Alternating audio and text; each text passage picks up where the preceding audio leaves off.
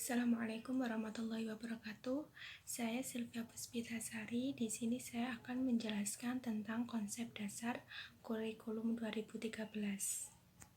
Dalam memahami sebuah kurikulum, hal yang perlu dilakukan adalah memahami konsep dasar kurikulum itu sendiri. Konsep dasar kurikulum digunakan sebagai acuan dalam pelaksanaan proses pembelajaran. Kurikulum adalah seperangkat rencana dan peraturan mengenai isi, tujuan, dan bahan pembelajaran guna mencapai sebuah pendidikan tertentu. Kurikulum 2013 merupakan penyempurna dari kurikulum KTSP. Kurikulum 2013 ini tetap berbasis kompetensi, namun ada beberapa hal yang disempurnakan. Aspek yang disempurnakan yaitu aspek pembelajaran dan aspek penilaian. Aspek pembelajaran yang digunakan kurikulum K13 ini adalah aspek pembelajaran saintifik, sedangkan penilaian pembelajaran menggunakan penilaian otentik. Untuk materi selanjutnya akan dijelaskan oleh teman saya. Saya Desi Ayu Fitria, NIM 122051830022. Nah, di sini saya akan mempresentasikan mengenai pendidikan ilmu pengetahuan sosial. Ilmu pengetahuan sosial atau social study itu merupakan sebuah pengetahuan mengenai segala sesuatu yang berhubungan dengan masyarakat. Kajian masyarakat dalam IPS dapat dilakukan di lingkungan yang terbatas, yaitu di lingkungan sekolah atau peserta didik dalam lingkungan yang luas. Nah, ilmu pengetahuan sosial merupakan integrasi dari berbagai cabang-cabang ilmu humaniora, yaitu sosiologi, sejarah, geografi, ekonomi, politik, hukum, dan budaya. IPS dirumuskan atas dasar realitas fenomena sosial yang mewujudkan suatu pendekatan intradisipliner dari aspek dan cabang-cabang ilmu sosial. Nah, pembelajaran geografi memberikan wawasan yang berkenaan dengan wilayah-wilayah, adapun sejarah memberikan wawasan berkenaan dengan peristiwa-peristiwa dari berbagai periode. Antropologi meliputi nilai-nilai kepercayaan, struktur sosial, aktivitas-aktivitas ekonomi, dan benda-benda budaya dari budaya-budaya yang terpilih. Nah, sedangkan ilmu politik dan ekonomi tergolong ke dalam ilmu-ilmu kebijakan yang berkenaan dengan pembuatan keputusan.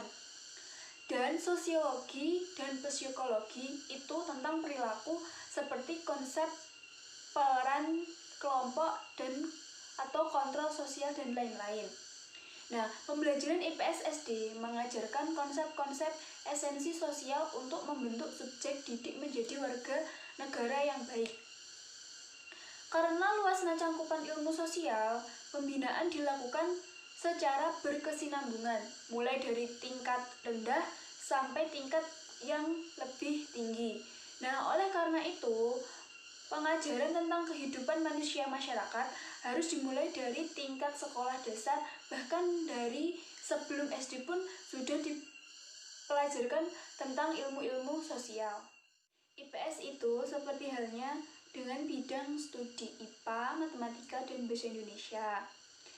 Nah, jadi IPS sebagai bidang studi yang memiliki garapan yang dipelajari cukup luas.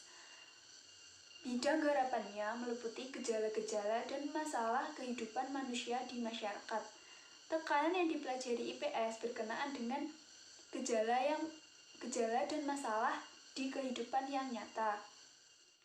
Jadi, dapat disimpulkan bahwa IPS bidang studi yang mempelajari, menelaah, menganalisis gejala dan masalah di masyarakat dengan meninjau berbagai aspek kehidupan atau suatu perpaduan. Sekian presentasi dari saya, selanjutnya akan dilanjutkan oleh presenter berikutnya. Terima kasih. Saya Linda Wahyu Apriliana, NIM 12205183179 akan melanjutkan materi dari teman sebelumnya, di sini saya akan menjelaskan mengenai pendekatan saintifik pada kurikulum 2013. Nah, pendekatan saintifik ini adalah pembelajaran yang berbasis pada fakta atau fenomena yang dapat dijelaskan dengan logika atau penalaran. Jadi bukan hanya khayalan, dongeng-dongeng, legenda, itu bukan, tetapi berdasarkan observasi. Nah, pada pendekatan saintifik ini berpusat kepada siswa, jadi sangat menggali pengetahuan siswa itu sendiri. Siswa diharapkan aktif. Nah, guru hanya sebagai fasilitator yang membimbing proses berjalannya pembelajaran tersebut. Nah, dalam pembelajaran menggunakan pendekatan saintifik ini terdapat 3 ranah, yaitu ranah sikap, pengetahuan, dan keterampilan yang diharapkan siswa nantinya memiliki kecakapan yang produktif, kreatif, dan inovatif serta efektif.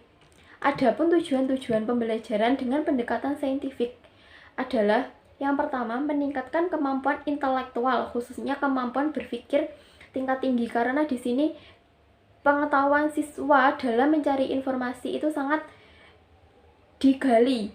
Jadi siswa diharapkan untuk aktif dalam mencari informasi pengetahuan. Yang kedua, untuk membentuk kemampuan peserta didik dalam menyelesaikan suatu masalah secara sistematik. Jadi diharapkan siswa itu dapat menyelesaikan suatu permasalahan. Yang ketiga, terciptanya kondisi pembelajaran di mana peserta didik merasa bahwa belajar itu merupakan suatu kebutuhan. Jadi melatih atau menanamkan pada siswa bahwa pengetahuan itu sangat dibutuhkan. Yang keempat, yaitu diperolehnya hasil belajar yang tinggi. Yang kelima, untuk melatih peserta didik dalam mengkomunikasikan ide-ide, khususnya dalam menulis, seperti menulis artikel ilmiah. Jadi di sini siswa itu diharapkan dapat berkomunikasi, dapat mengutarakan pendapat, dapat mengkomunikasikan ide-ide yang ada dalam pikirannya. Kemudian yang ke-6, untuk mengembangkan karakteristik dari peserta didik itu sendiri. Dari tujuan-tujuan tersebut, pendekatan saintifik yang digunakan pada kurikulum 2013 ini memiliki prinsip-prinsip pembelajaran, yaitu yang pertama, pembelajaran itu berpusat pada peserta didik, bukan kepada guru. Yang guru hanya berceramah, itu bukan, tetapi siswa digali untuk mencari informasi mengenai pengetahuan itu sendiri. Yang kedua, pembelajaran membentuk student self-concept. Yang ketiga, pembelajaran terhindar dari verbalisme. Dan yang keempat, pembelajaran memberikan kesempatan peserta didik untuk asimilasi dan akomodasi konsep, hukum, dan prinsip. Yang kelima, pembelajaran mendorong terjadinya peningkatan kemampuan berpikir serta berpikir dari peserta didik. Jadi untuk meningkatkan pengetahuan yang lebih dari peserta didik itu sendiri. Yang keenam, pembelajaran meningkatkan motivasi belajar peserta didik dan motivasi mengajar guru. Yang ke-7, memberikan kesempatan kepada peserta didik untuk melatih kemampuan dalam berkomunikasi, yaitu mengutarakan pendapatnya dan ide-ide yang dimilikinya. Kemudian adanya proses validasi terhadap konsep hukum dan prinsip di konstruksi peserta didik dalam struktur kognitifnya. Nah, selain memiliki prinsip-prinsip dalam pendekatan saintifik ini, pendekatan saintifik juga memiliki kriteria-kriteria, yaitu yang pertama, mendorong dan menginspirasi siswa berpikir secara kritis, analitis, dan hipotesis dalam menyelesaikan berbagai masalah. Kemudian, mendorong dan menginspirasi siswa mampu memahami, menerapkan, dan mengembangkan pola pikir yang rasional dan objektif, serta berbasis pada konsep, teori, dan fakta empiris yang dapat dipertanggungjawabkan.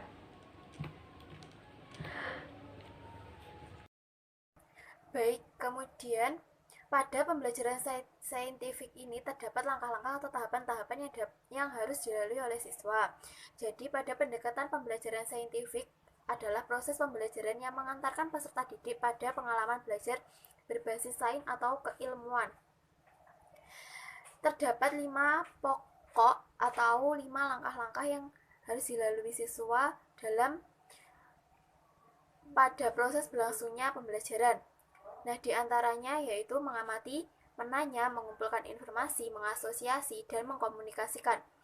Jadi di sini saya langsung saja memberikan contoh penerapan pembelajaran saintifik pada mata pelajaran IPS pada SD atau MI. Di sini saya mengambil tema pahlawanku kelas 4. Nah, pada tema ini bertujuan untuk memperkenalkan atau diharapkan siswa itu dapat mengenal pahlawan-pahlawan yang ada di Indonesia, pahlawan-pahlawan perjuangan Indonesia. Langsung saja pada langkah yang pertama yaitu mengamati. Nah, mengamati ini merupakan kegiatan belajar yang dilakukan dalam proses dengan membaca, mendengar, menyimak, atau melihat. Nah, pada dasarnya pendekatan saintifik itu kan berpusat kepada siswa. Jadi, siswalah yang aktif dan guru hanya memfasilitasinya saja. Jadi, di sini guru itu bisa mengajak siswa untuk menyimak atau melihat, mempelajari buku siswa, misalkan seperti itu. Atau bisa juga guru itu memberikan video tentang perjuangan pahlawan pada masa penjajahan atau pada saat proklamasi kemerdekaan Indonesia. Atau mungkin selain dengan video, guru juga bisa menampilkan gambar-gambar mengenai siapa saja pahlawan yang ada di Indonesia, misalkan Insinyur Soekarno. Nah, setelah mengamati ini selesai, dari mengamati ini, siswa diajak kepada tahap yang kedua. Langkah yang kedua yaitu menanya. Dalam tahap yang kedua ini, menanya kegiatan pembelajaran yang dilakukan itu dengan cara mengajukan pertanyaan tentang informasi yang tidak dipahami dari apa yang diamati, atau pertanyaan untuk mendapatkan informasi tambahan dari apa yang diamati tadi. Tadi kan mengamati mengenai pahlawan-pahlawan, mengenai perjuangan. Kemudian di sini siswa itu diharapkan dapat bertanya tentang apa yang diamati tersebut. Tetapi kan pada anak-anak SD itu kan mungkin kalau langsung bertanya masih enggan, masih takut, dan lain sebagainya. Nah, di sini guru itu juga harus memberikan stimulus-stimulus kepada siswa agar siswa tersebut dapat bertanya. Misalkan membangun pemikiran pada siswa tentang apa yang diamati tersebut. Jika siswa mungkin akan bertanya, tadi gambar itu ada tokoh siapa saja, seperti itu. Nah, dari pertanyaan yang sudah diajukan oleh siswa tersebut, guru dapat melakukan langkah yang ketiga, yaitu mencari atau mengumpulkan informasi. Nah, pada tahap ini, mengumpulkan informasi ini merupakan kegiatan pembelajaran berupa pengolahan informasi yang sudah dikumpulkan, baik terbatas dari hasil kegiatan mengumpulkan atau eksperimen. Jadi, dari sudah mengamati, menanya, kemudian dari hal tersebut bisa mencari informasi. Nah, di sini guru dapat mengajak siswa ke perpustakaan, misalkan untuk mencari pahlawan-pahlawan yang ada di Indonesia itu siapa saja, biografinya seperti apa, terus perjuangan-perjuangannya dalam membela Indonesia itu seperti apa, dan lain sebagainya. Selain itu, selain mengajak ke perpustakaan, misalkan salah satu pahlawan di Indonesia pada kemerdekaan itu kan Insinyur Soekarno. Nah, pada lain waktu guru juga bisa mengajak siswa untuk pergi ke makam Bung Karno, seperti itu. Nah, di makam Bung Karno itu kan juga terdapat perpustakaan, juga terdapat museum.